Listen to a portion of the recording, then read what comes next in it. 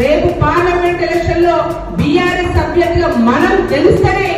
ఇక్కడ ఏదైతే ప్రజలు మార్పును కోరుకొని ఏదైతే వారు ఆశపడ్డారో ఆ కార్యక్రమాలని ఆ గ్యారెంటీలని హామీలను కూడా అమలు కావాలంటే మీ తరఫున నష్టపేట తరఫున ప్రశ్నించే గొంతుగా ఖచ్చితంగా ఉంటారని చెప్పి మీ అందరికీ వాళ్ళ సభాముఖంగా తెలియజేస్తా ఉన్నా.